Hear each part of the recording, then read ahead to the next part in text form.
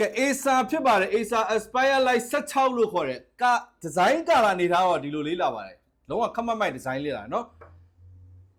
display က16လက်မ display နဲ့လုံးဝအကိတ်ကြီးအားပါရသုံးရမယ့်အနေထားဖြစ်ပါတယ်16လက်မ display ကိုမှကျွန်တော်ဘေးပေါင်ကျင်းနဲ့အပေါ်ပေါင်လေးတွေကျင်းသေးတဲ့အနေထားမှာတော့လုံးဝ Full HD ကိုအကြည့်ရှင်းဆုံးနဲ့မြင်ကွင်းအကျယ်ဆုံးသုံးအောင်ဖြစ်ပါတယ်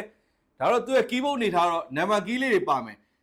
specification အနေနဲ့တော့ i5 ကို73 generation ဖြစ်ပြီးတော့ RAM ကလည်း 16GB ပါမယ် SSD ကလည်း512ပါမယ်အနေထားဖြစ်ပါတယ် ASA ဖြစ်ပါတယ်เนาะ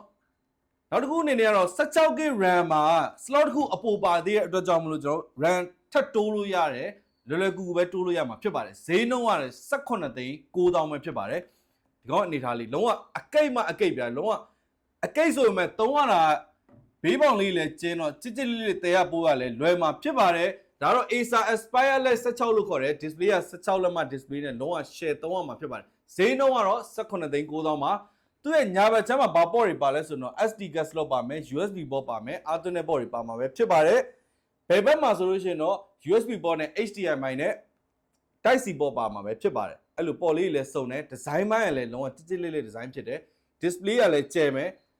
လောက်ထားတဲ့ပုံစံအနေထားတွေမှာ show လိုက်အနေထားလေးခက်မိုက်မိုက်သုံးအောင်မှာဖြစ်ပါတယ်အကြောင်ကလည်းအမျိုးတို့အကြိုက်အကြောင် ASA ကြိုက်တယ်ဆိုရင်ဒီကောက်မှယူပါ18သိန်း9000ပါဗျာ Randy ကလည်း6လတိတိပေးထားတယ် software နဲ့ပတ်သက်ရင်လည်း lifetime Randy ပေးထားပါတယ်ကျေးဇူးပါ